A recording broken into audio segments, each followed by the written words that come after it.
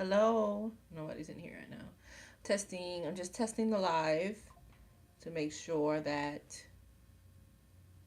we are in a good place. And we got a good screen before I set everything up.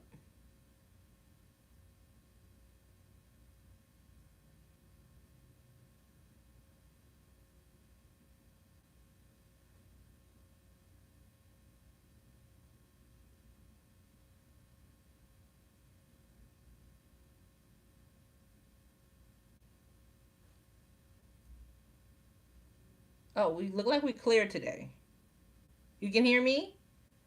Is your screen clear? Because the other last time we did it, the screen was horrible. But it looks like it's clear right now. So it looks like I'm safe to set my camera up properly.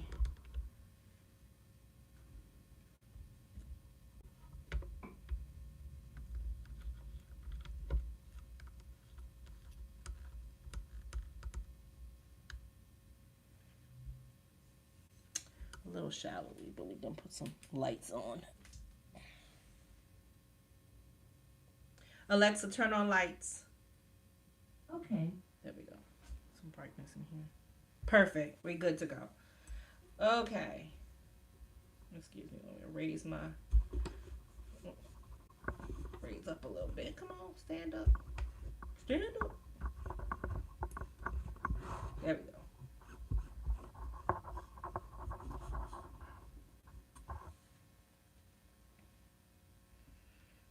Okay, welcome back, people.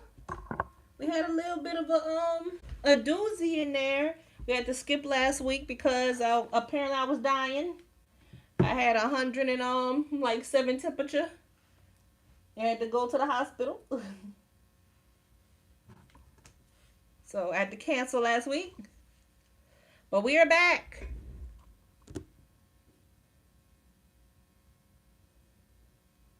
Did y'all miss me?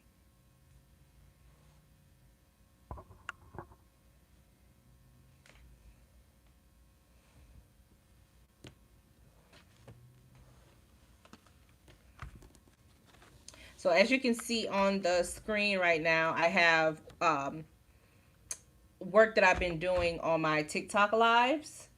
Been doing this little nail art series. It started completely by accident because y'all know most of my series I would prefer to have you on YouTube.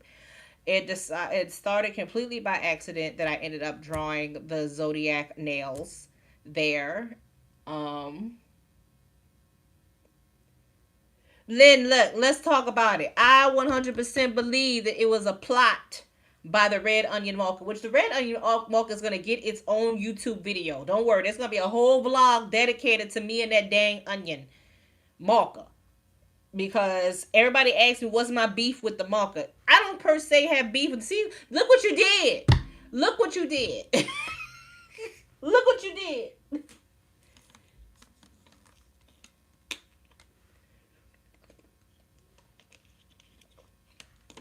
You set me off.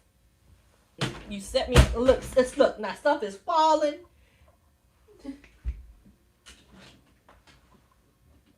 My house is in disarray.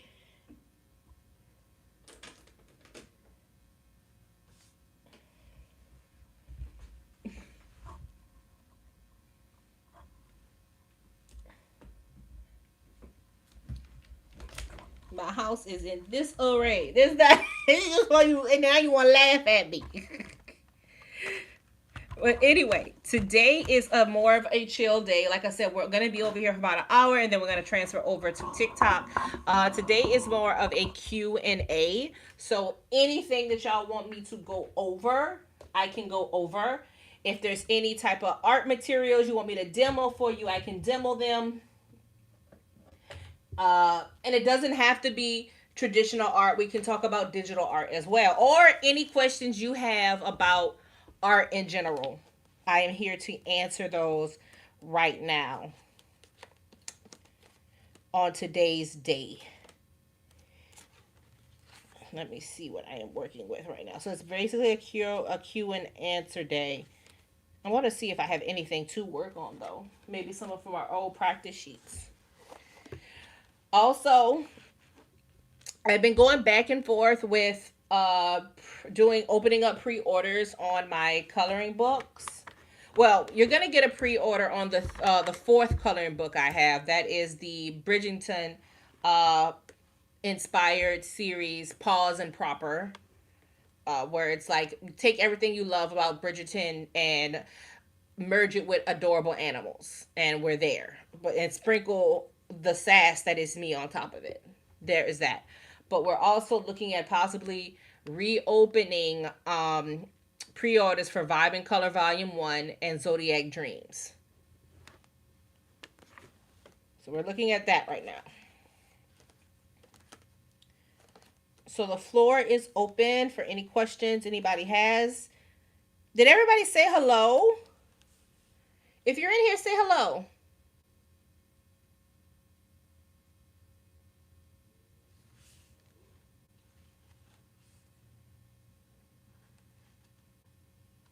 Although, if I could find my lips practice sheet, I have been wanting to try some new lips.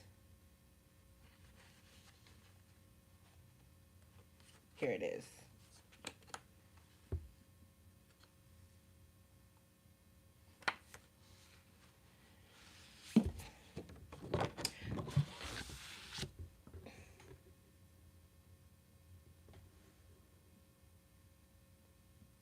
Thank you. Thank you, Kim. Hey, Amber. Hi, Irina. Linda, we've already said see you. Brought up that dang onion marker. Let's get some practice sheets out. Remember, these are all in your printouts. And I know you guys asked me about extending our classes here. And so I think I will. We'll be moving into, I'll probably have a new syllabus come out. Not as intense as the first one because we're not doing the Hillman talk thing. Uh, but we will be extending. You want to learn how to do wet lips on digital? Hey!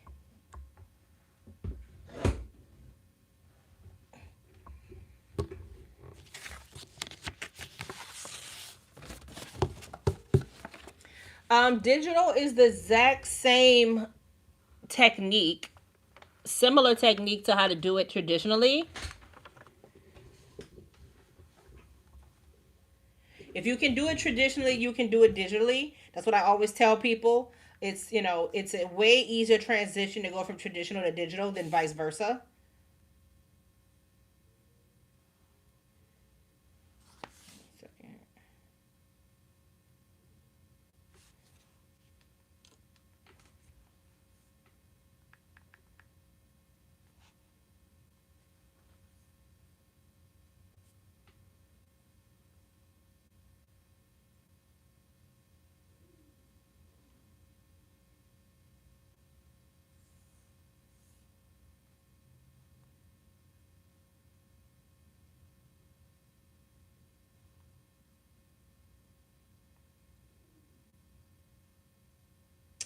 Hold on one sec. My Procreate tried to accidentally delete one of my drawings, and I was like, what the hell? This is why you got to really back up your stuff when you're dealing with digital.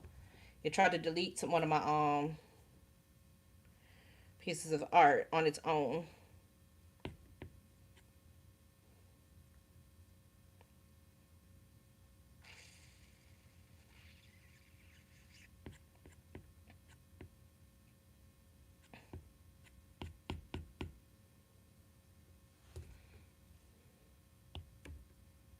Okay, I'll use this sketch that I have. This was Amethyst sketch, but I'll use hers as a practice one. All right, y'all, move out the way. Move out the way.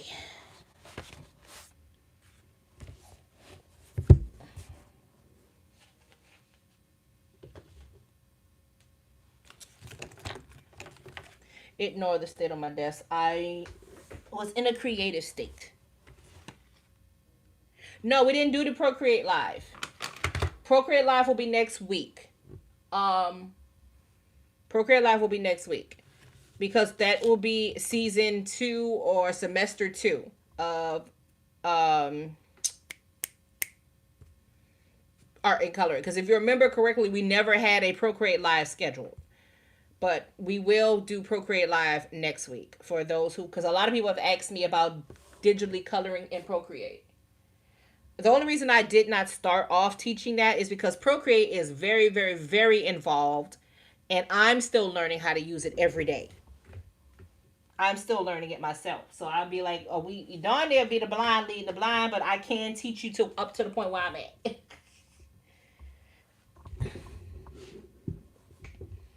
But that will be next week. But I will show you how to do the lips. If you didn't see, I did make a post on YouTube of it's a 1 hour long video with lofi music and everything. I would find my own music, everything. I'm so proud of myself. Uh, of me creating this character, which is Amethyst. And I'll probably do another video of her that isn't an hour long, but if y'all don't mind playing that video, play it in the background. It's a cozy draw along with me video. So it basically body doubles as me. So you have something that's playing there that you can draw to as well. But I will show you, like I said, whatever questions you have, I will show you. Let me get a good brush. I usually, when I'm teaching, I will almost only use brushes found in Procreate, but you will see a million brushes in my brush palette because I am a brush whore. I hoard brushes. But I will do a standard lip. It doesn't matter what lip color you do. Once you have the technique down, you have, and this is my own personal way I draw lips. Every single artist is going to have their own way.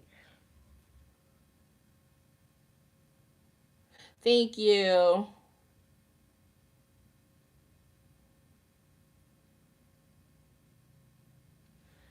And do y'all have too much? Do y'all have a bad glare? Hold on, let me turn this off because if I'm using my iPad, I have to turn the big light off.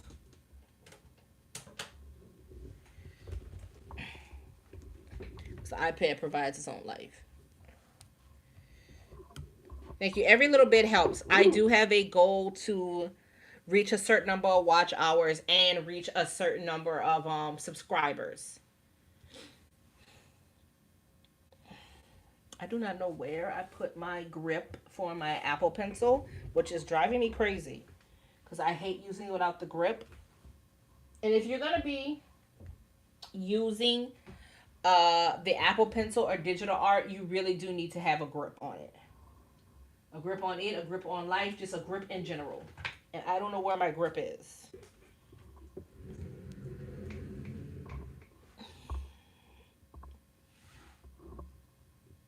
I don't know needed for this tutorial, but just know when this live goes off, I'm gonna flip a table until I find that sucker. Sucker is bright orange and neon. How the heck could I lose it? Is the question. Oh, right here. Okay, I found it. I was about to lose my mind. Okay, got my grip. So I'm using the standard round brush that comes in your painting section.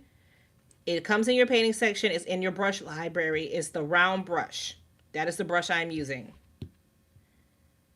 So I am going to, oops, too big. Too big. Now, when I color in Procreate, I like to color everything by hand as if I'm doing it traditionally. But you're going to see a lot of people who will drag and drop colors in. I don't usually do that. I like to just color it in. It relaxes me. I know it takes a long time, but it relaxes me. So I like to color my stuff in.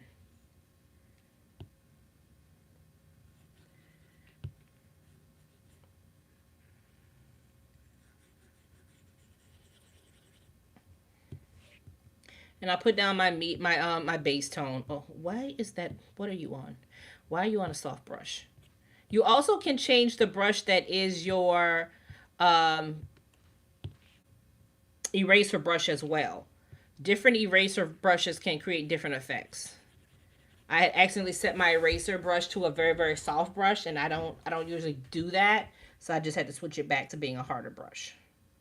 So I got my base color in here, and this, like I said, this is just the way I like to shade. The same way you saw me do when I was doing it traditionally. I am going to put a darker layer on top. This helps with creating the depth. And in general, your upper lip is going to have more of a shadow. That does not mean that your upper lip is technically darker than your lower lip. It's just that it has a shadow.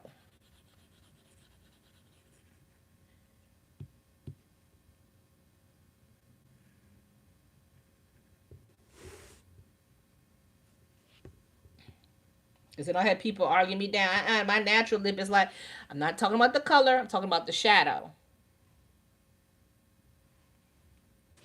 And then I'm gonna take that. I'm gonna brush. How did you switch to being an eraser? I'm going to brush a little bit of that at the top of it too. Like I said, it's a shadow. And personally, I like to brush a little bit at the bottom too. It starts to build up my depth. Okay.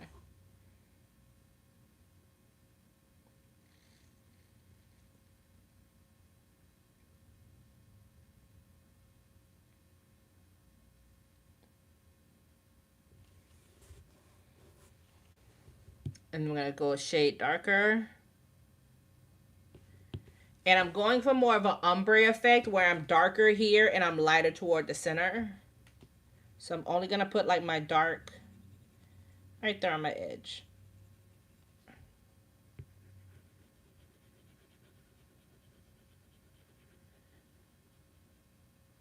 I don't know if you could tell because you can't really hear when I'm working like this. I'm not pressing hard. I'm being very light because your Apple Pencil reacts to your pressure. That's why when I hear people say, "Oh, you don't need an Apple Pencil. You can draw and do everything with just like a off-brand or a cheaper stylus." And I'm like, y'all do not know everything that the Apple Pencil is capable of. Y'all don't know everything is capable of. If you think you can get away with a cheaper stylus, you cannot. All right.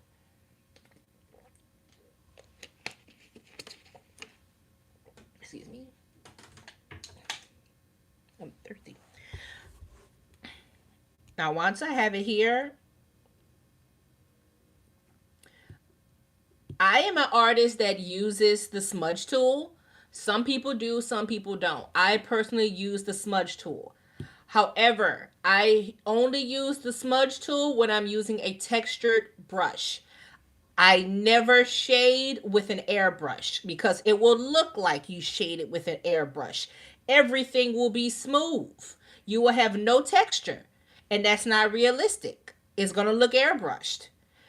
When I'm shading, I use the gouache brush. The gouache brush comes in your Procreate preset. It's in the painting set. It's the gouache brush. I use that brush. I grab that brush, and you can play with the opacity and the strength of that brush. So when you're playing with the opacity, when you're doing with a smudge brush, this is actually controlling how strong your blend is. Instead of controlling how much the brush shows up, it's controlling the strength. I usually like to have a lower strength. And then of course this right here, this bar right here controls your size as normal. And you can see when I put on you can see the preview of that brush. This brush is very textured. It has frayed edges. It reacts almost in a more natural way. This gives me a more realistic blend as opposed to a smooth airbrush. I hate when people blend with airbrushes. I hate when they draw in digital with airbrushes. I can always tell.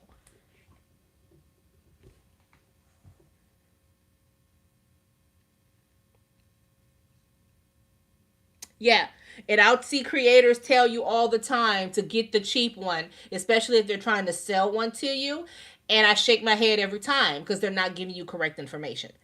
Now, before you shade, if you want to make sure that when you're shading, your piece doesn't go all out of the lines, you can alpha lock your layer, which is you're just gonna click on the layers, go to your layer, click on it. Here, this is alpha lock.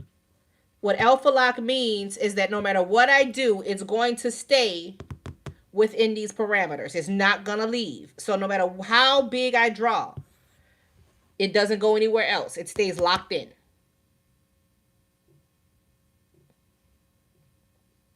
Some of your best friends when it comes to digital coloring are going to be Alpha Lock and Clipping Mask because that's going to save you a lot of time.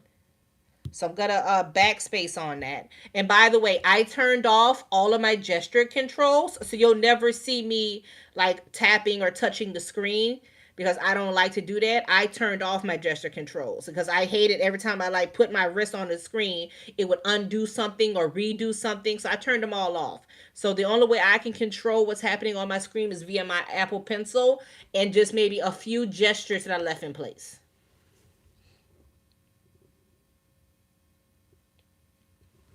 Alpha lock. I'm alpha locking my lips so that when I start to shade, it doesn't go out of bounds. Because if I just started shading right now and I lost control, it'll start shading everywhere. Wait, did I alpha lock it? You can't tell. Yeah, I alpha locked it. Okay. I just want to demonstrate what happens when if I don't alpha lock. If I don't have an alpha lock and I start shading, can you see it just went out of bounds? Now it's everywhere. Now everybody gonna be looking at her strange because they think she had a wild night. I didn't alpha lock it. So let me undo that. But if I turn on it, I go to layers, go down to my lip layer, just tap it. The panel will show up. You want to go, so it's like 1, 2, 3, 4, 5. It's like the sixth one in the row, alpha lock. Click alpha lock. That means everything you do will stay here. It won't move. So now when I shade her lips, it stays in place. And see how gently I did that and the line went away?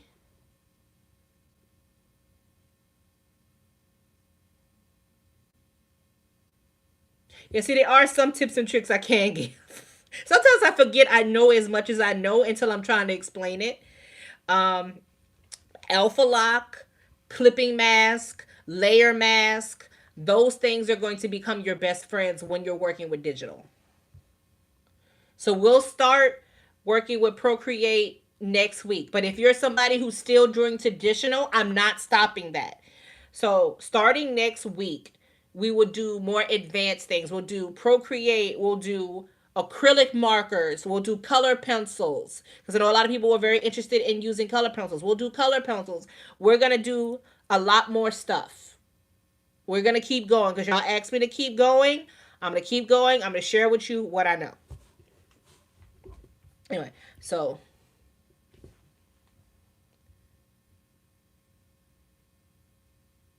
iPad. And I've had both.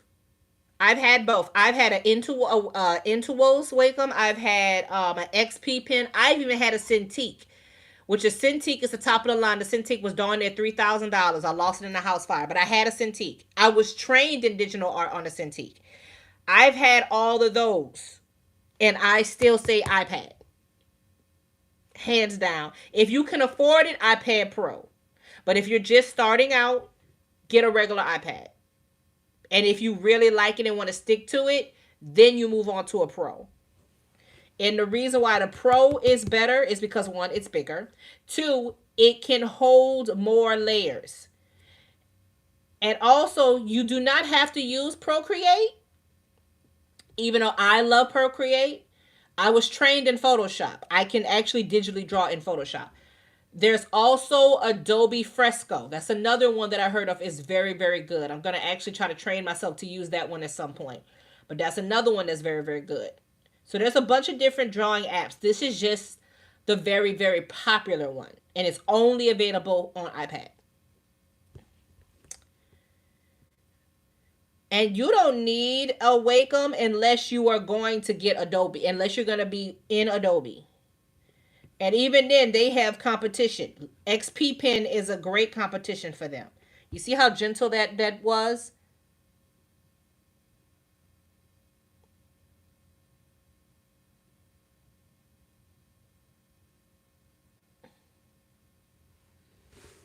You can't even tell. That blend was so smooth.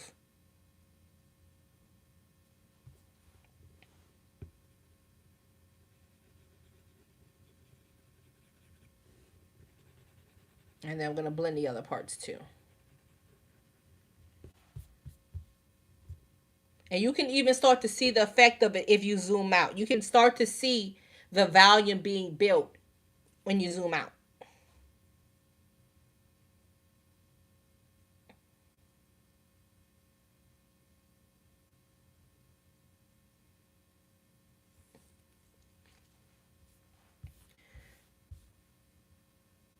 Now, doing what I just did, I'm going to go a little bit deeper. I'm going to go with a darker color.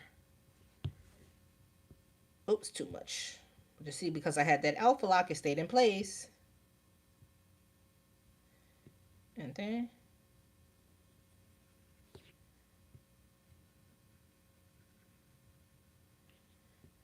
and I'm doing this layer by layer, and this keeps it from getting muddy and getting out of control.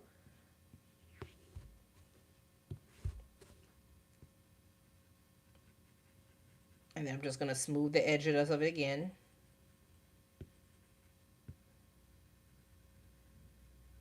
Just building up. So it doesn't matter if I'm working traditional or digital. I still have to build stuff up.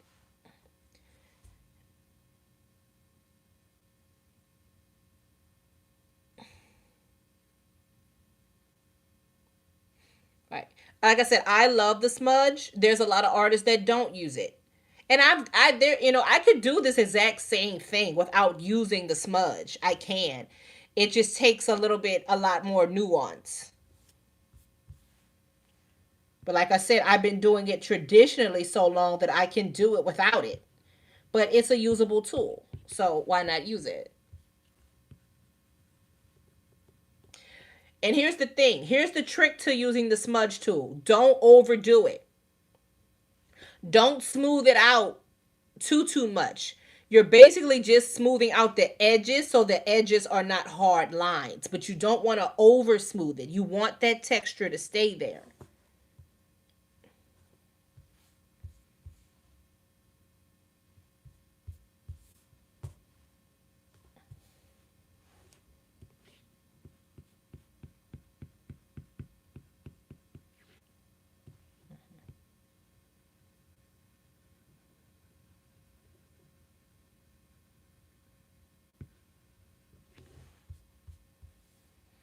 So I'm gonna show you like more than one way to do the lip. Since we're in here and we're doing digital lips, we might as well go ham with it. But go ahead and if you're following along, just get it to this part.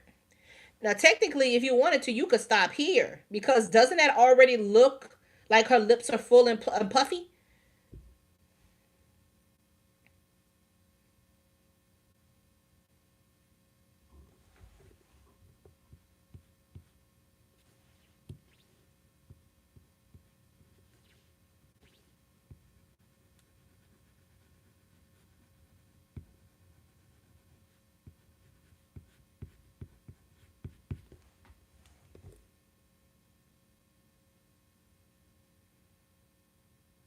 And thanks to using Alpha Lock, you don't have to worry about your lips going all over the place.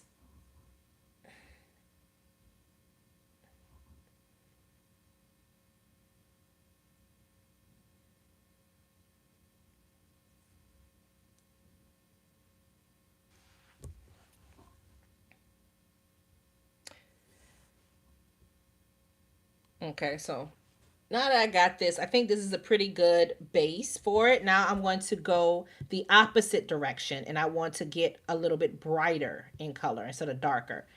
I'm going to go ahead and select the original red because I don't remember what the original red was. So I've got the original red there.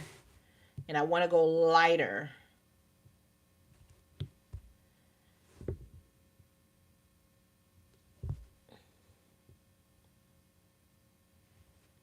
So I'm going to put a lighter red right here by her cupid's bow where the light would hit. And just that, you see how just that little bit, it comes to life.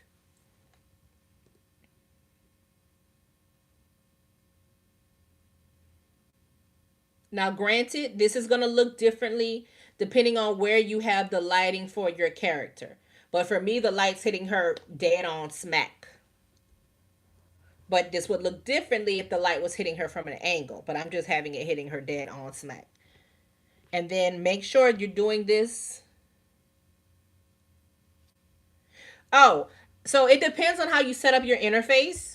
So there's two ways you can find your original color. You can go to the history, and if it wasn't so long ago since you used it, it'll appear in your history. If not, the way I have it set up to find where my color is to tap this center button. I tap it, and this little finder shows up, and it helps me identify any color in here. So this is where my original color was. I tap it, it shows back up in the color wheel. But this is the way I have mine set up. There's different preferences and different ways that you can set up how you find certain things. That's how I find mine. So if I go to, where was it? Gesture controls. The thing is called eyedropper. I have it set up to where my eyedropper is with the tap. But there's different ways you can initiate your eyedropper. There's the tap one, which is I use. There's the touch, which you touch a section with your finger, it'll show up. Tap and touch, Apple Pencil touch. So there's different ways. This is the way I turn mine up. I'm gonna have to make this a full series, huh? I'll make it a full series. Because the gesture controls themselves is a whole class.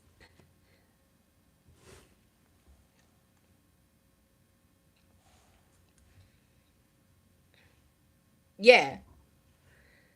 See, everything in Procreate is customizable.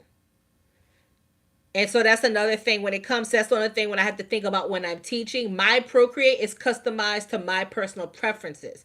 If you go to preferences, you can play around and you can get it customized to how you want it. If you're left handed, there's a left hand interface. If you want to use your fingers for everything, you can set it up to your different finger taps will initiate different things. I don't like to use my fingers at all. So I turned off everything that involves my touch. But that's my personal preference.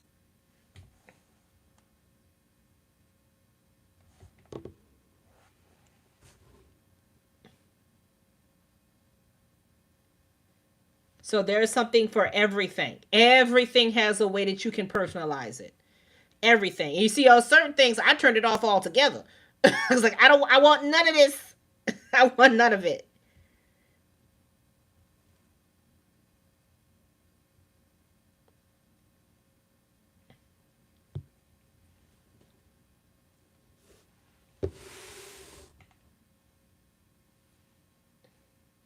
So I set it up to where, like I said, I learned how to digitally paint in Photoshop. So I tried to mimic the way that I painted in Photoshop and Procreate. So I set it up that way. So now that I had that, I need the lighter color that I had before. So I'm gonna go back to history and pop that in. Now I want my light to hit her in the center of her bottom lip. So tapping lightly, I'm just gonna very lightly going across.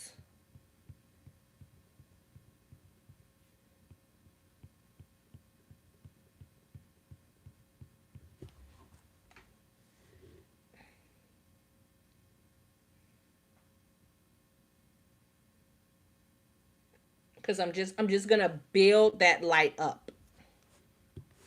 And if it gets a little crazy, don't forget you can just get your smudge tool and kind of like blend the edges, but not too much. You do not want your whole lip to be a lighter color, the bottom lip. You want to keep your shading.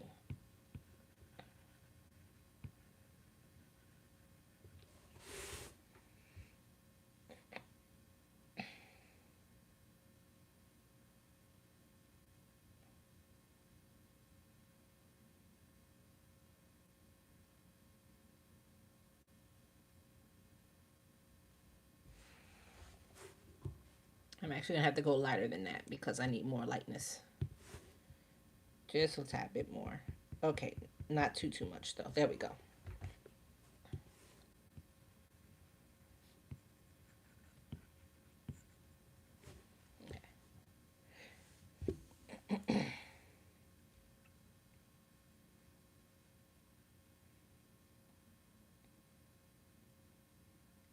And oh, I don't know if I mentioned this. This is a gloss lip. If you were doing a matte lip, you would stop here. You would maybe go a little bit lighter in the area. Like I'll show you. If I was doing a matte lip, this is for when you want to get really technical with like your makeup. I would maybe go just a little bit lighter, maybe smooth it out a little bit. Some people draw the lines of the lip.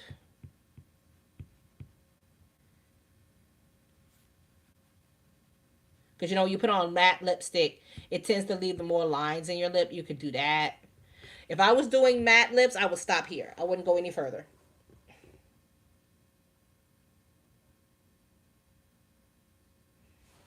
Because if you zoom out, it looks like a matted lip.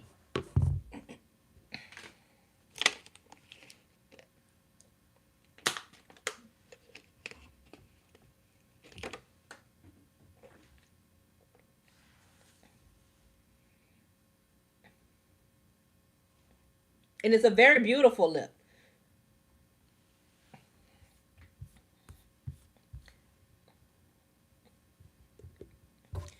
But if you want a gloss effect, and this is something that I love that Procreate does, because built into Procreate, there is a section in your brush library called luminance. These are some of my favorite brushes. And I don't think people really know how to really use this brush. Luminous takes the place of a white gel pen if you were coloring in real life. Because luminous is already a brush that is set up to make it look like light is coming through it. So my favorite two for lips are the light brush and the light pen. So the first thing I do is I do my light pen. I'm going to actually lower the color back down because you don't need a bright color. You don't need a bright color when you're using luminous because it's already going to have the bright white in. I'm going to show you what it does. Also, say that I don't want to, I'm afraid to mess up my lip. Like let's say I have this lip right here and it's really pretty and I don't want to mess it up by adding something, all kind of extra stuff. What I can do is go to my lip layer, go to my lip layer, hit the plus button to open up a layer right above it. Right? I got my lip layer, got a brand new layer right above it. Click the layer above it, hit clipping mask. What that does is it clips the layer above to the layer I'm drawing on so that everything that I draw on this layer stays within the bounds of the lips, but it doesn't mess up my lips. So now I could come in here with this brush and I could just go crazy. And I don't have to worry about it damaging the lip underneath because it's on a clipping mask layer.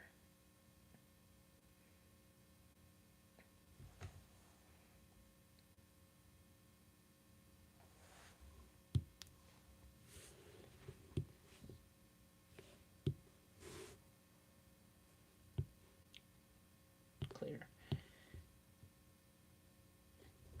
And clipping masks are my favorite tool because this is how I give effects.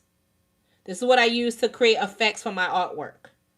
So say now that I have a clipping mask here, maybe I want her lip to be maybe I want to use a pattern brush on her lip. Maybe I don't want to draw anything. Let me grab a pattern brush because I own a whole bunch of pattern brushes. Oh, there's one up here. Maybe I want her lips to be leopard print. If I have it on a clipping mask layer, I can go right on top and I could make the leopard print. Why is that such a big print? Give me something different. Okay. There we go. I'm going to use a black because you still can't see that. Use a black. So you can do effects like these with the clipping mask and it does not affect the lip underneath.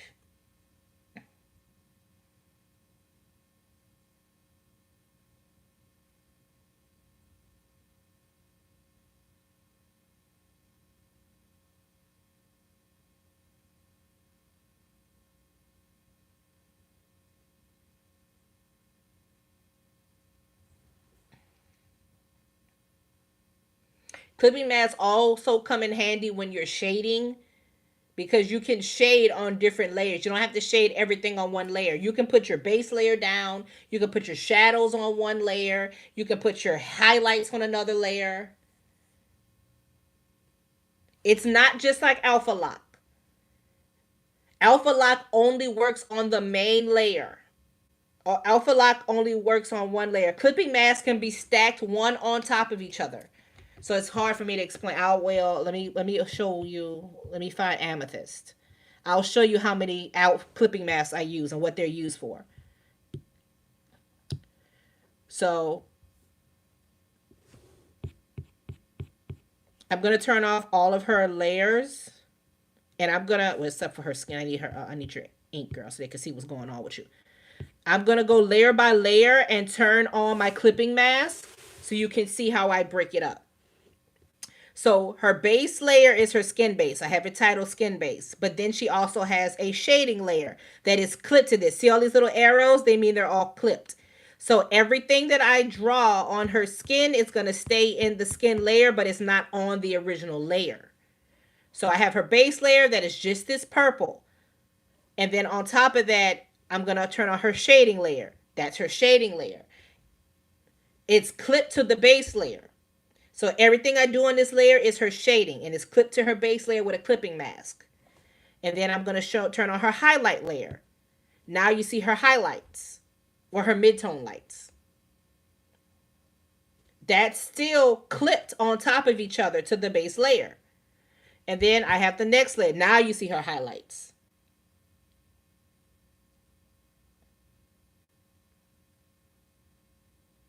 So you can layer these. You can just keep clipping and clipping and clipping, and you can get as detailed as you want to. And everything stays on its own individual layer.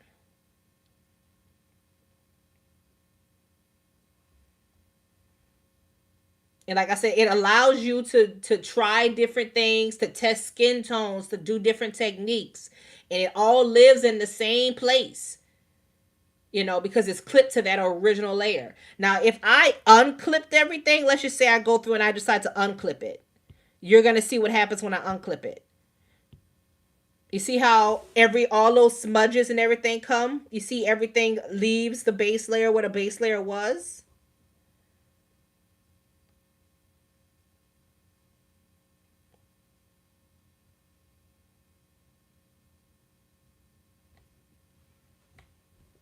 I'm going to go back and reclip them all. Clipping mask. Clipping mask. And clipping mask. I believe you were clipping mask as well. Were you? Yeah, I think you. No. No, you weren't part of the clipping mask. And that's how they work. And they allow you to do, and unlike doing Alpha Lock, they allow you to do different blending modes. See, blending modes will be a whole nother class as to what they can do. But what you can't tell is you see these little letters next to, I can't even zoom in. See these little letters next to each layer? The N stands for normal. You have M, C, S. Those all mean different things. And those all control how the layers blend together. When you're using clipping masks, you can try different blending modes on top of each other to get different effects. So, but that's how you do that. And I use blending modes and things to create all kind of stuff. Like I'll show you what before I head out. I'll show you how I use them to create her earrings. So I did a base level for her earring, and then that's when I start putting the earrings together. The highlights, all of that starts to come together. Where's the line? And then they're all on different layers.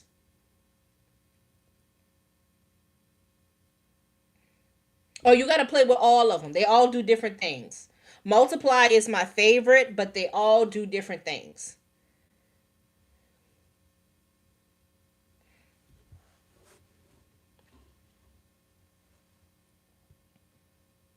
And that's the whole girl. So the reason I have so much depth to this is because everything is on clipping mask and clipping layers, and they're all on different blending modes and reacting to each other differently.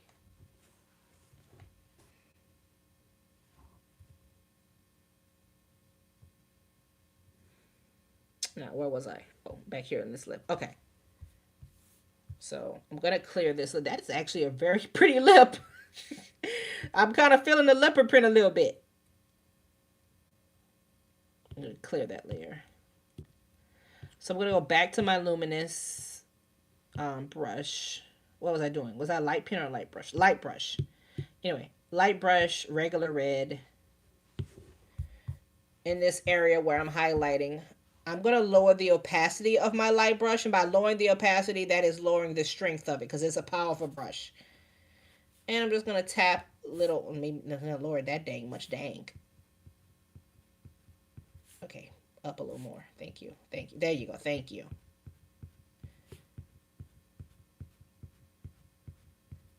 And you see, it already comes with a built-in highlight.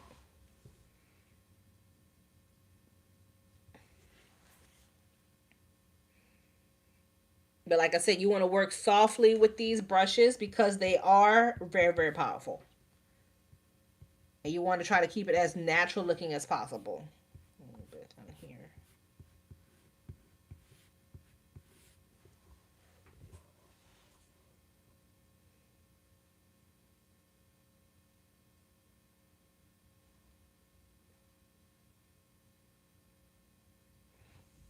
And if I put something on there that I didn't like, I can just erase because I'm on a clipping mask.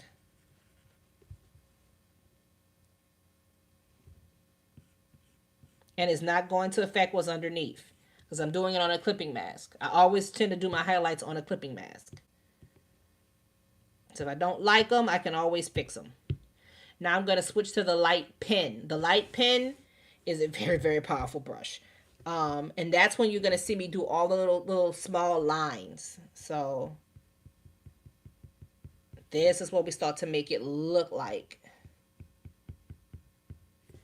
it's wet. And play, you can play around where you want your highlights to be. You can actually look at actual images of lips with like super glossy lips as a reference to see where you want the highlights to go. Less is more. You don't want to do too many because it may look like she got something else on her lips.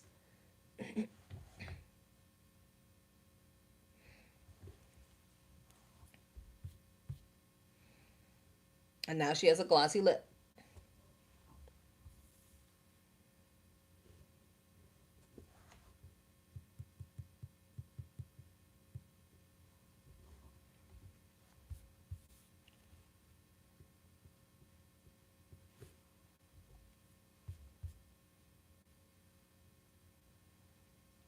And that's how you do a digital lip.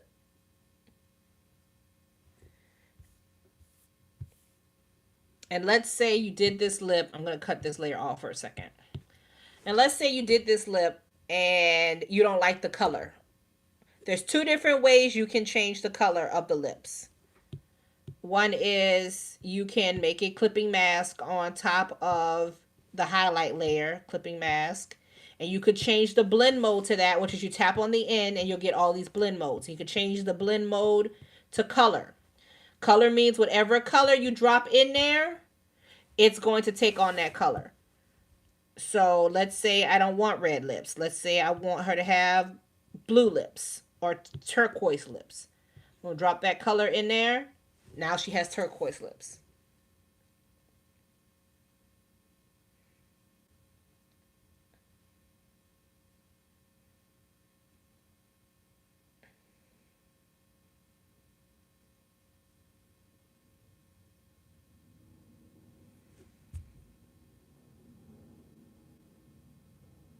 And what it does, it's color. It's because I have it set to color. When I drag it in there, it's not. It's taking on the colors that I have underneath. Now, if I tried that with a clipping mask and I did not change the blending mode to color, and I just dropped it in there. Excuse me. I didn't mean to do that part. Let me move back. And I just dropped that in there. It's solid.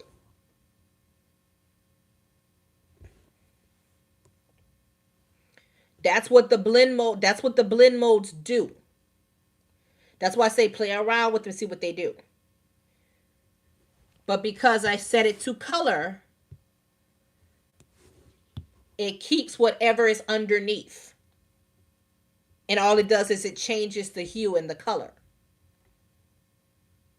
And you can play with this by doing all kind of fun things. I'm going to pick a soft brush, and let's say I want a blue, and I want this to be like a tealish blue blend.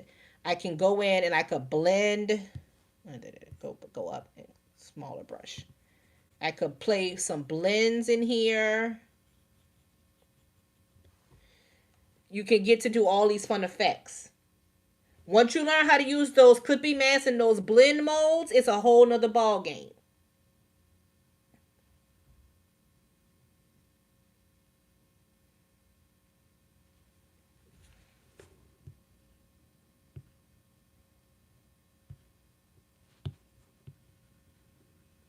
And you notice it's not doing anything to the color, to what's going underneath, because I'm on a clipping layer. So I could play around with this all day. I could give her rainbow lips if I wanted to.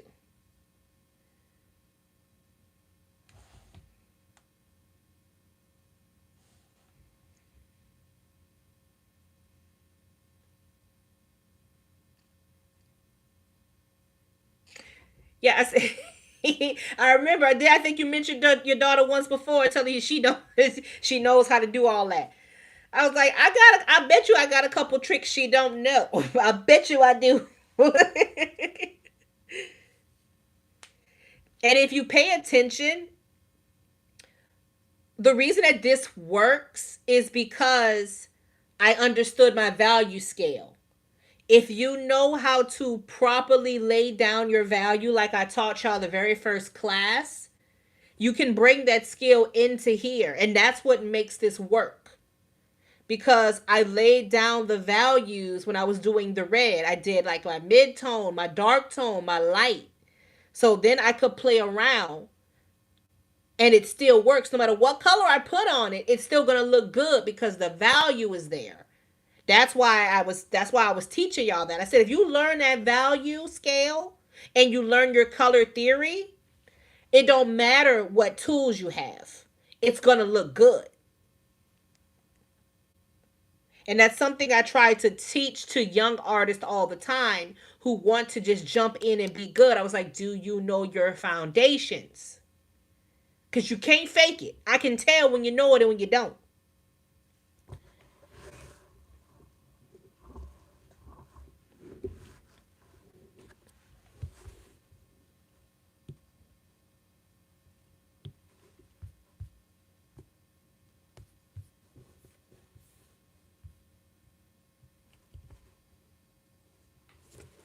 So that is the power of clipping mask, and I was starting to feel that teal lip that teal lip was something special. That is the power of knowing them. Any other questions?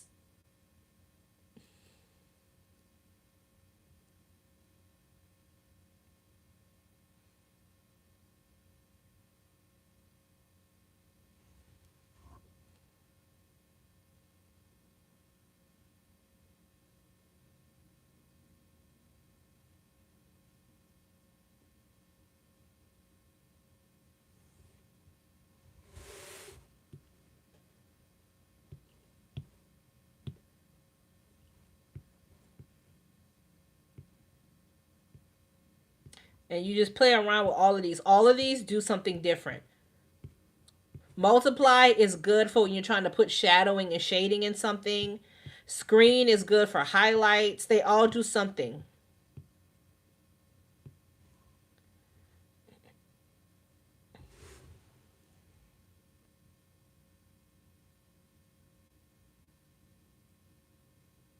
I can do private lessons. I can do private lessons. I can do coaching. It's something that I'm going to be moving toward fairly soon. Like I'm offering these classes here, but I eventually want to do workshops as well that are way more in depth and private lessons and coaching.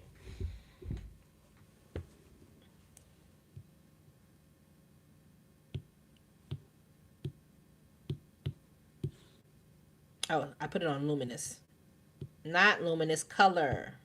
See, they all do different things. That's color, saturation, hue. Hue is pretty as well. Divide changes it to a different color. Subtract, that's actually very pretty. So each one has a different. Ooh,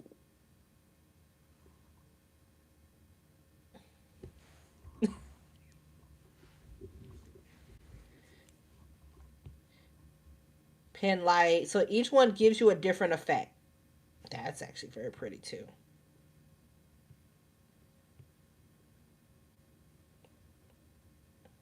Dang, look how luxurious that looks.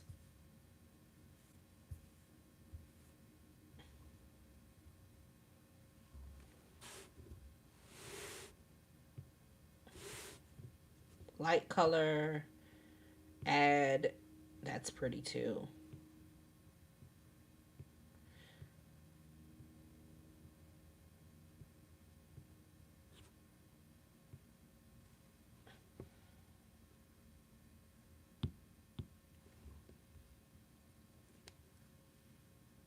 Right? Didn't that look like it? Didn't that look like expensive? So I say play around with your different layer modes. You never know what effects you can get. Like I started playing with them even more so recently with my latest collection, which is how I ended up being able to pull off effects like why is she so dark? Where's your layer effects at, lady? Oh, there we go.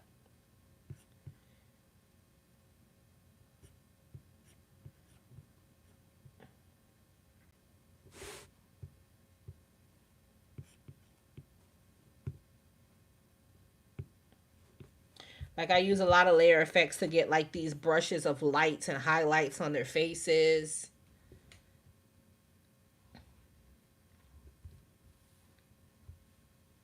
And you can see I went ham on her lips.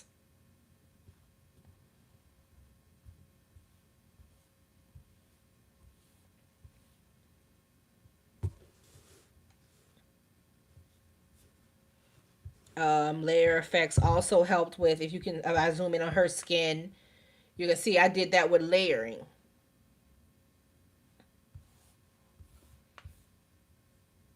And they help you with different things. Like this is not one pattern. This is like 8 different patterns that I put together to make this outfit. Matter of fact, I think it's more than 8. Yeah, this is how many. Her outfit is 1, 2, 3, 4, 5, 6, 7, 8, 9. Her outfit is 10 layers. 10 layers of effects that I put together.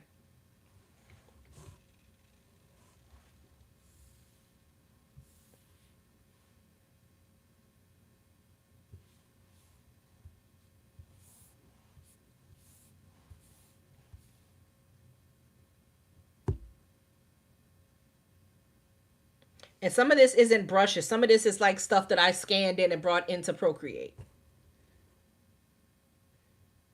Yeah, it's layers. Like I don't play around. When I do in digital illustration, I don't play.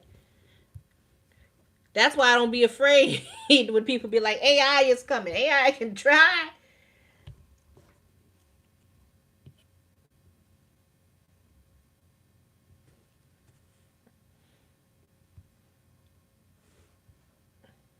Even when I do like the nail art, this is multiple layers of work.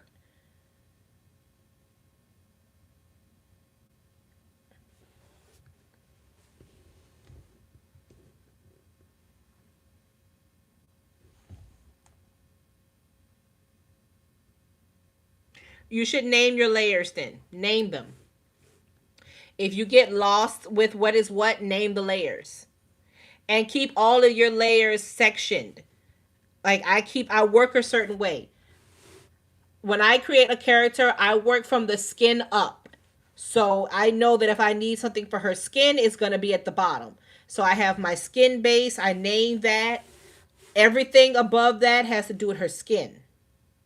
And then when I move to her next section, it's usually hair. I'll name the hair. Everything up to that is usually going to be hair based. And so on and so forth. But see, I've been doing this for years. I've been using digital art for over 15 years now. So, oh my God. I'm going to be turning 40 in 2026. So I've been doing this for a minute.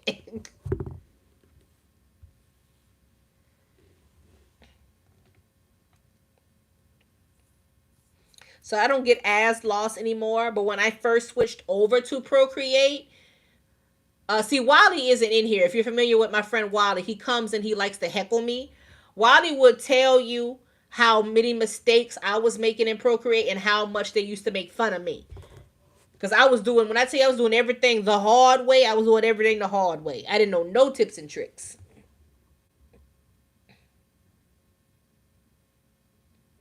No, you need to name your layers, and then you need to keep your layers in a family. And also, if you have a lot of layers related to the same thing, you could just make folders for individual layers.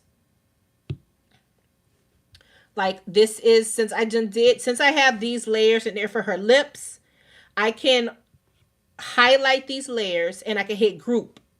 Now I group them together. And I can name that group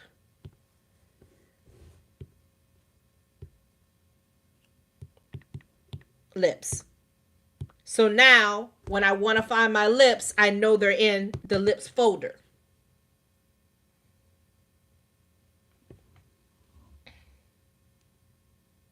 So everything that I have to do that has to do with lips, I'm going back to this folder. I'm not going nowhere else. That's the lips folder.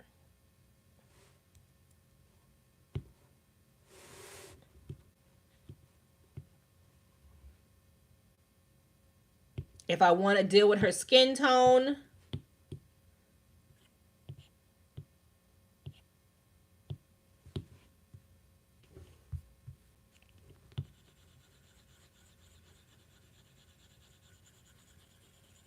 actually, I want to make that a lighter color so her lips stand out. Thank you.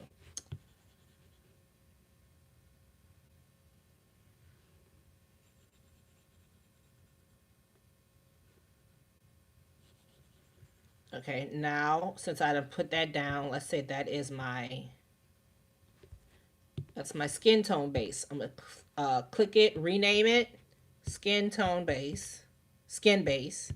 It's a weird thing to say, but that's the way I name it. So that's my skin base. Now I want to shade that, but I don't. I want to make sure that everything stays in that line. Make a layer above it. Clip it to it. I'm gonna set that layer to multiply, because when I set it to multiply, that's gonna make everything I draw on top of it darker. So without to explain that, without changing the color that I just chose, now I'm on a multiply layer. That's the exact same color. I'm just on the multiply blend mode just makes it look darker. Now that's my shadow base. So I can click both of these, group it, name the group, skin. Now everything that has to do with skin lives in one group. Can't get confused, it's all in one group.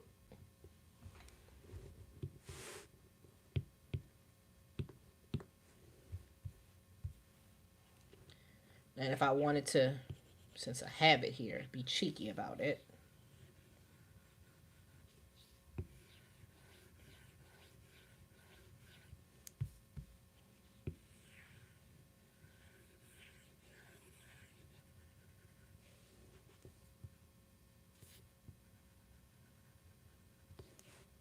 Switch brush.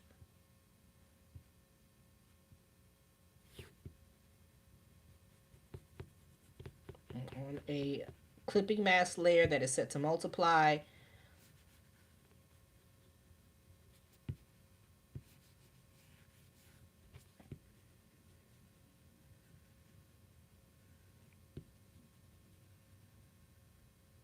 And I'm using the exact same brush that the color that I used to paint her skin. I am now being able to use it as a shadow for her skin. Kind of helps you when it comes to picking out the colors.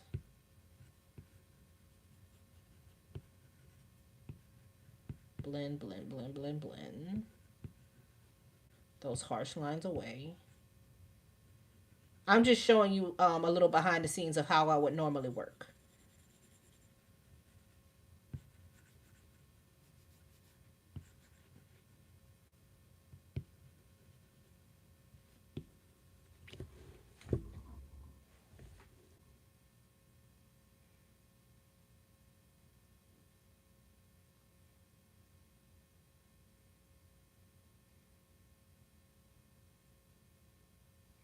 Yeah, the same. Keep doing it on regular paper. And then once you get it on regular paper, you can take a picture of it and pull it into Procreate and then practice doing it digitally as well.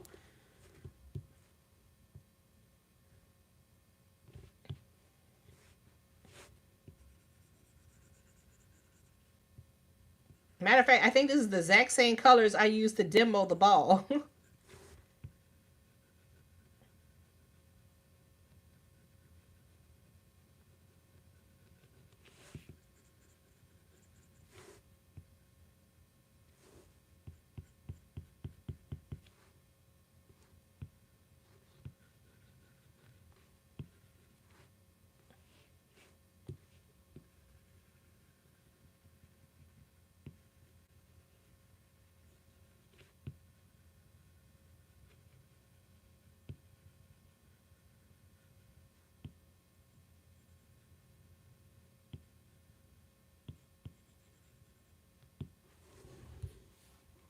And so on and so forth. You can start to build it up.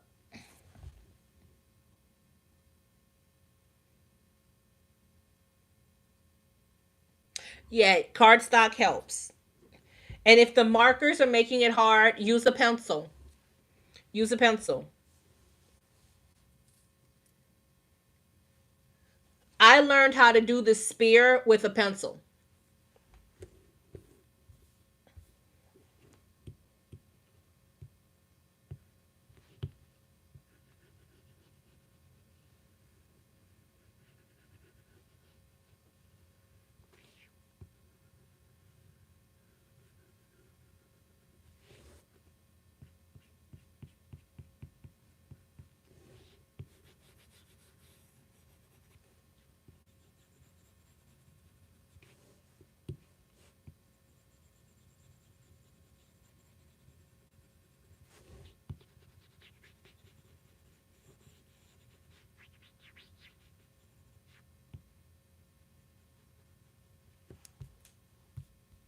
So you see, there's no like magic trick or hidden techniques to a lot of this. A lot of it is just practice, repetition, and utilizing traditional foundations. All digital art is a tool. Instead of markers, I'm doing the exact same thing here in Procreate. And every tool has its own set of rules, but they all follow the same foundation.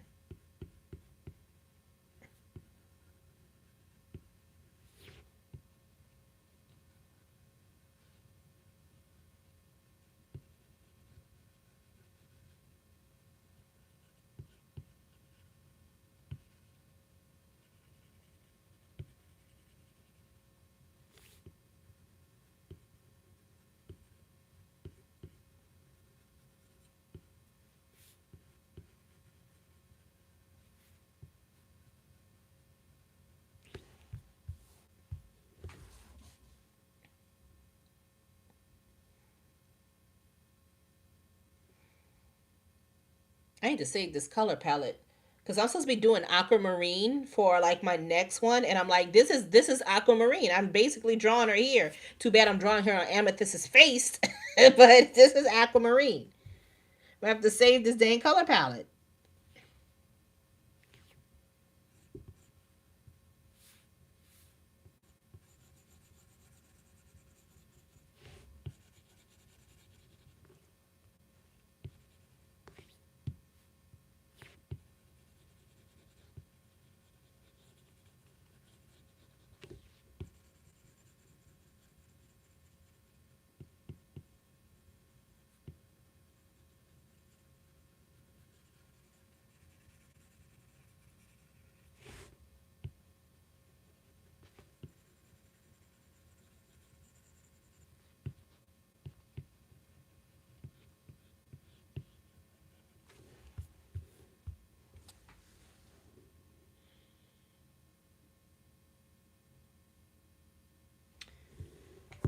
Okay. And that is a brief demo of how I would start a piece. Because that right there would be the extent that I would do for the shadows on her face, unless I was going for um some more neon-y colors. Like if I wanted to clipping mask, color, soft brush, and give me a blue.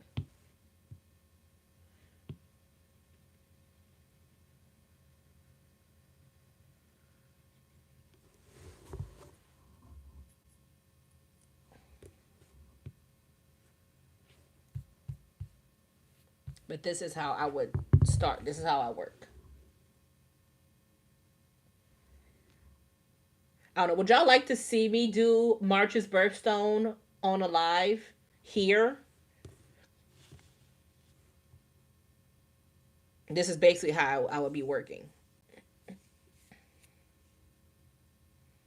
But you would get a real behind the scenes, real time thing of how I illustrate these.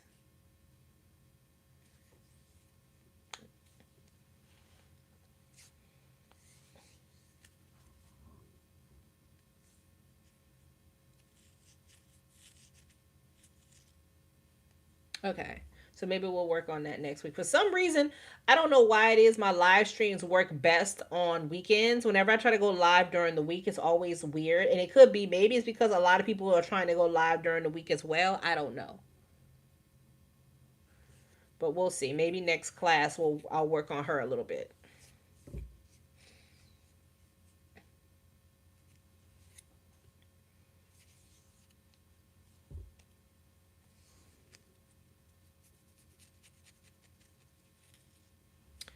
But any other questions before we? What time is it? We're gonna head over to the probably TikTok in a little bit. Are y'all ready to come up and be in the boxes on TikTok? Because I'm gonna have the guest boxes open.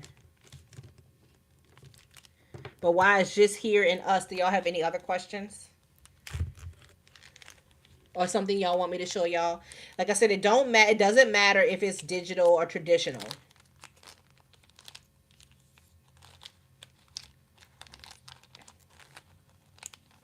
But y'all seem to be really interested in the digital. They said, "The hell with these markers. Bring out the iPad."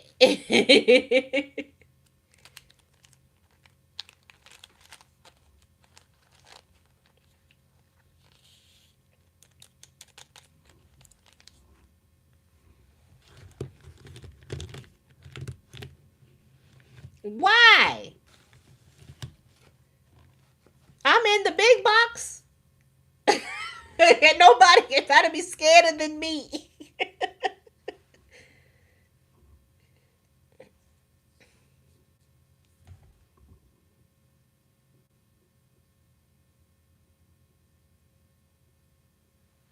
Ah. Yeah, it takes a minute. Practicing your value scales and your shadows will definitely help uh, your book not to look so flat. Also, when you're dealing with children's books, you want to play with textures. Oh, it does not have to be on your face. Turn your camera to your whatever you're working on, or turn your camera off. I had people come up and talk to me all the time with their camera off. I had one girl came up and she was drinking, and she was drinking, what was it? Uh, whiskey, apple, lemon, something. Jack Daniels. She gave us her whole life story. Yeah, you don't see me on camera. You'll see this. You very rarely see me on camera. You'll always see my camera pointing down.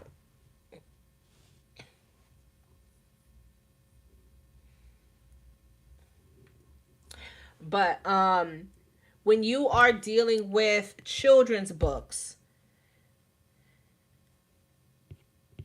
you have to have a style for children's books to keep them interested. There's a reason why so many children's books are done still in a traditional way or using traditional brushes. Um, do I have anything that's children-y in here? Or am I gonna have to draw something?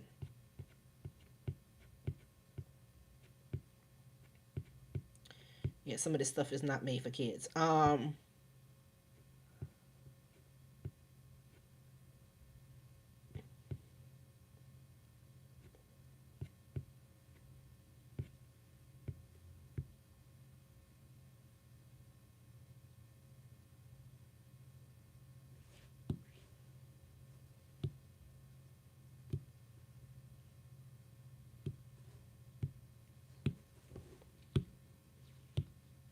Okay, god dang it, I get it. Crap.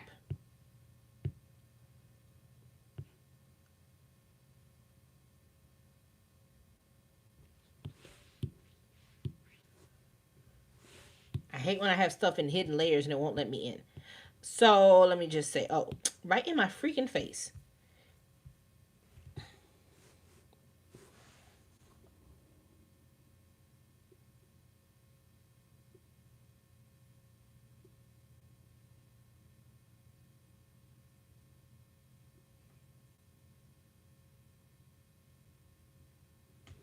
What y'all think I'm gonna tell y'all something about y'all markers? LB Rose art. I will talk to you dirty if it's Rose art. I will. Um, let's say that I wanted to make her a character in a coloring book for kids. I'm accidentally on the wrong layer and must be underneath. Okay, girl. And I always start with a base layer. For me, when I used to do children's books in class, I never professionally did a children's book. It's because I never wanted to. Um, but when I used to design children's characters, my thing was, for one, have in mind who your favorite illustrator is. Do you know your favorite illustrator? Mine was Eric Carle. He does the Caterpillar books. And I love the way his characters, the way his cut paper and everything was so visually interesting.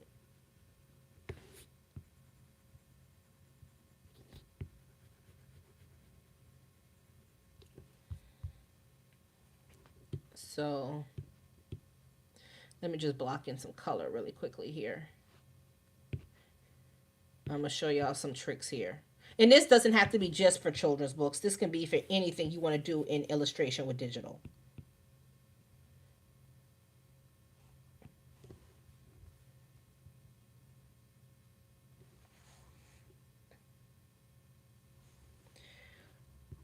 They don't even have a brand. Where did you get them from? Timu?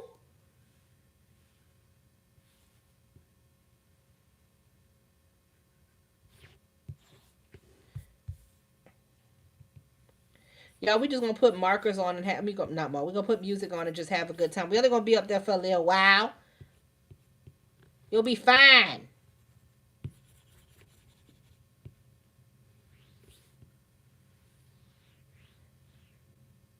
That's if they let anybody get in the boxes, right? You don't have to have like a follower count or anything.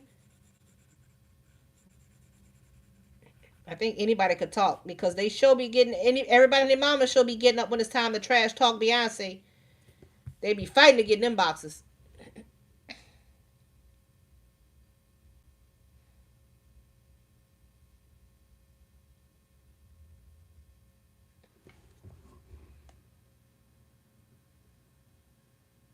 Wait, what's happening?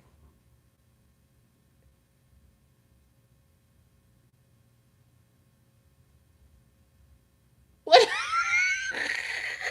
Wait, I I thought she was talking to me. I, I thought she was talking to me. I had to double check the name.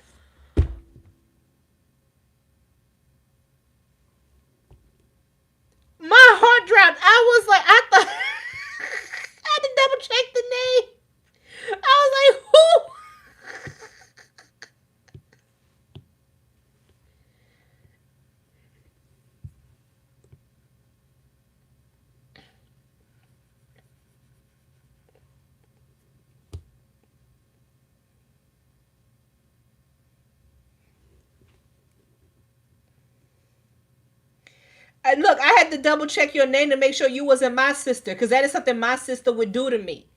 She would absolutely jump in alive out of nowhere and cause all kind of confusion and then peace out. Now I got to get off my live and call my mama.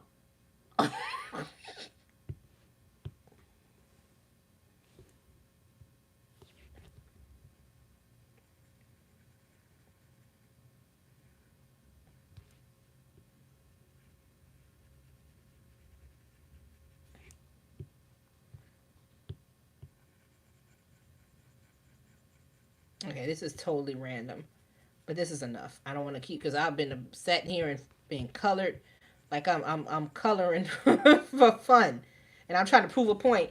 I done been Lord, I done been thrown all the way off. When I tell you, I was double checking that name. Who is this?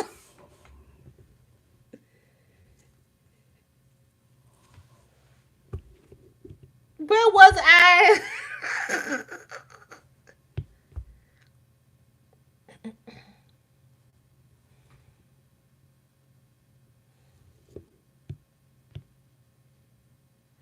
Boy, sisters are the same.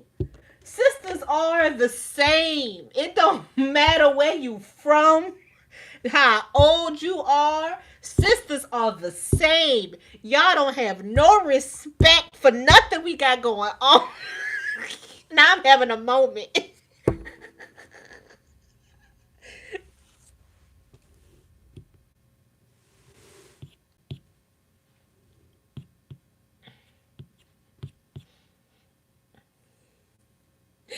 Anyway, like I was trying to say, if I was doing a children's book and I was doing it in digital, this is where you want to bring in textures, and this is where buying brushes is fun. But you want to buy specific brushes, especially when it comes to kids.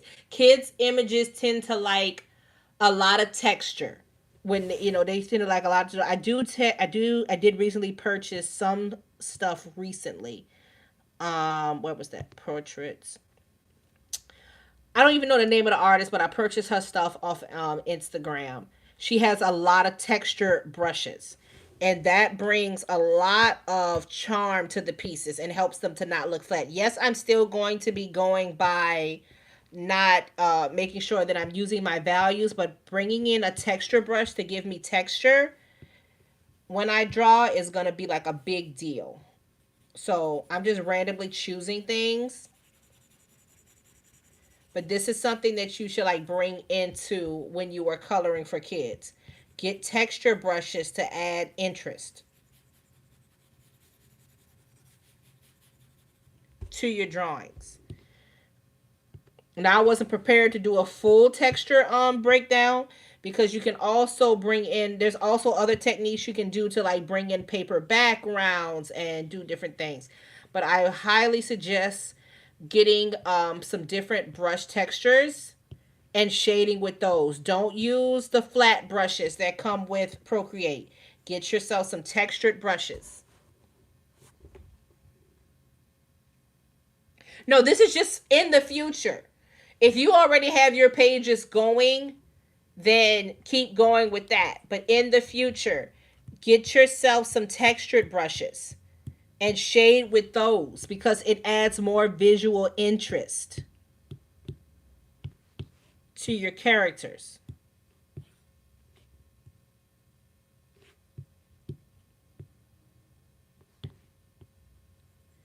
Like instead of using the other brush that I was using to shade her face, I may use a textured brush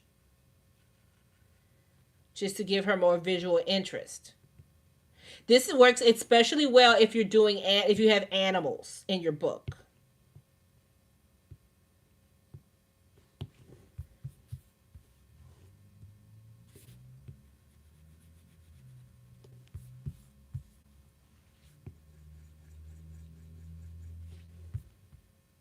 So it's just a little way to help out with children's books. Like I said, I wasn't fully equipped to like show off my full texture library, but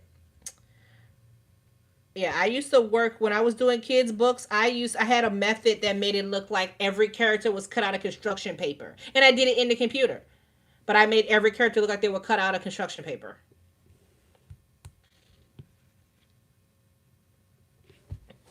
Another way to shade your characters, let me go backtrack all of that and keep it more controlled than what I just did because that was all over the place. See, I want me to put this on a different layer and clipping mask it. Say I wanted to be more controlled with it. Use your lasso tool, your selection tool, which is this tool right here, and make sure it's on freehand. And then you can lasso and draw exactly where you want her shading, their shading to be. I sometimes do this with my characters as well, right? And you can, and if y'all want it, I want to get it on the other side of the place. I just hit add, but you can tell it exactly where you want your shading to be. Now, and it's got it selected, so now I'm just going to do is just click my brush tool while I still select it, and it'll only go where I put it. It won't go all over the place. Now I have texture, but it's cleaner because it's only where I want it to be.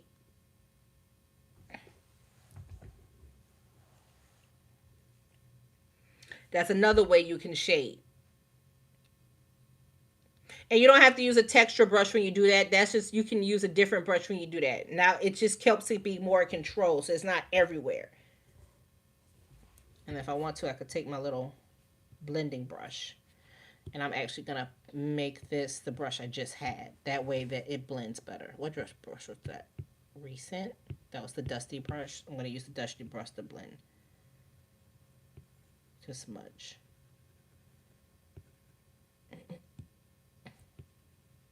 That way it smudges smoother. Excuse me.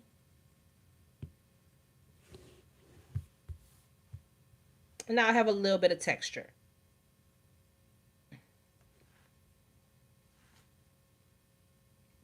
And it creates a little more visual interest. And it's a bit of a cheat code because you don't have to be so technical when you're shading. If you're shading with texture, you don't have to be as technical.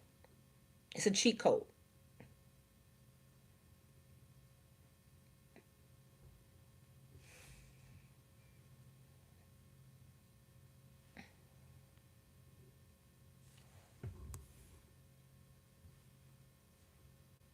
So play around with different brushes.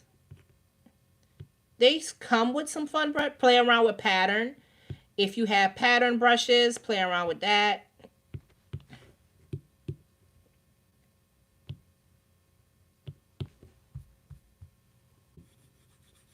Adding fun patterns.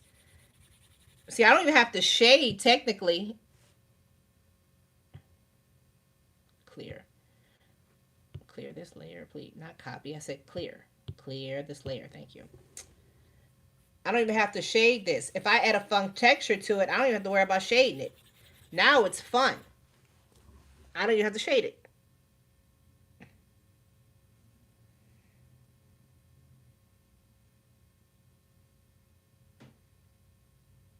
So you can keep your images like flatter. You just add different things to give them visual interest is what I'm trying to say. So if you're finding them being flat, they don't have to be rendered to all hell. They don't have to be 3D modeled. They don't have to look like a Disney movie. You just add little things here or there that give them a human touch, whether that's texture, whether that's pattern. You don't have to do much.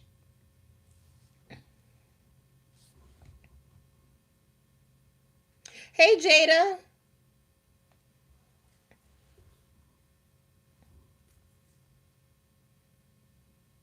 And this is all just that little bit is already a fun image.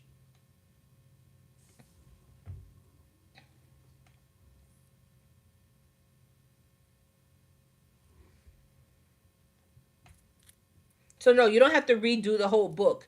Go back into a few key pages, add some clipping mask.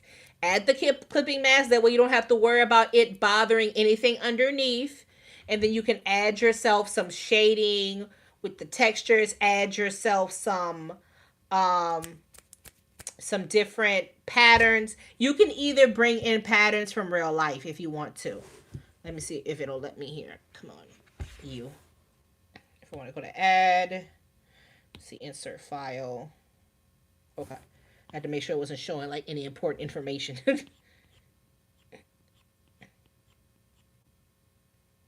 I'm gonna pull in stuff from my actual. Where's my reference folder?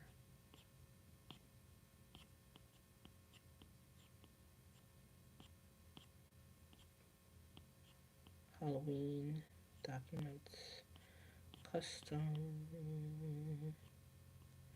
brushes. I don't know where my reference folder is.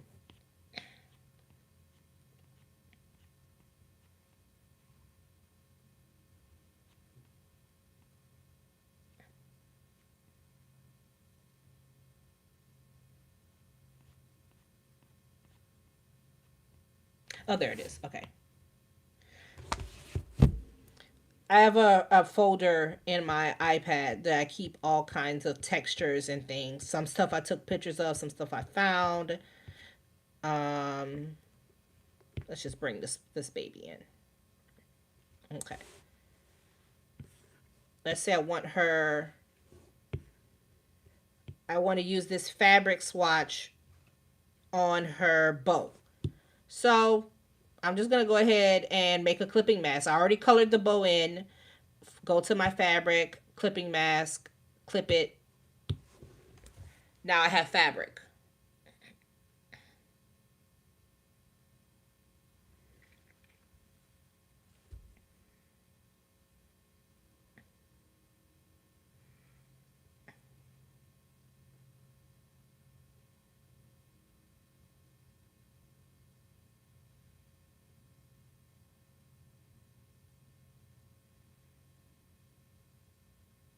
So there's all kind of tips and tricks, things you can do.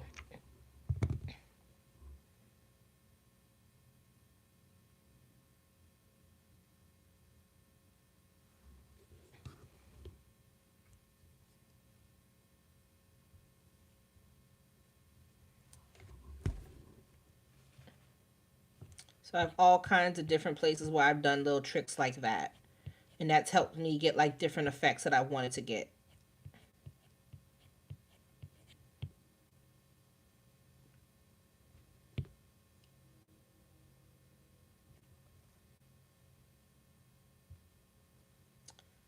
I believe this one is like one of my most favorite ones where I brought in all of these different textures. Like her coat was a fabric. She has the glitter fabric. She has this overlay fabric. Like you can get crazy and you can create all of these different characters. So it's just about learning how to do it. You're welcome. All right. So is any last questions before we head out of here? And I'm gonna head over to TikTok.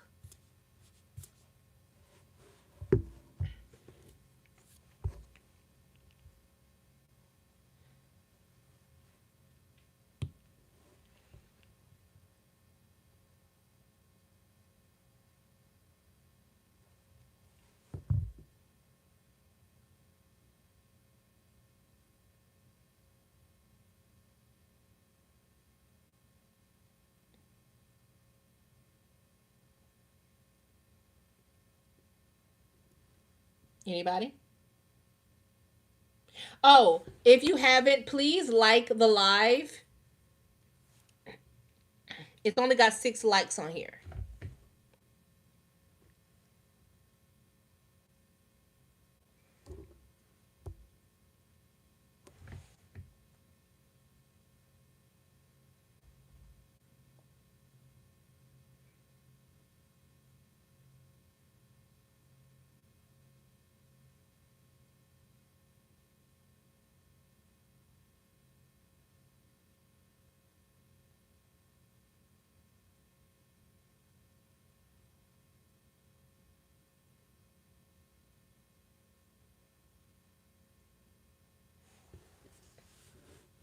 Okay. All right, then we're gonna head on out, and I'm gonna go over to TikTok for about I want to say, wait, what time is it?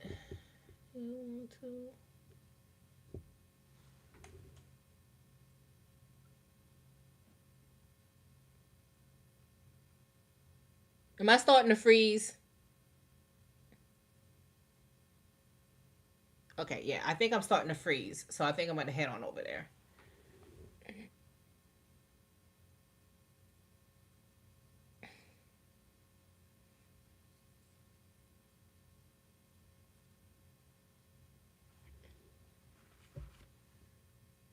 All right, see y'all then.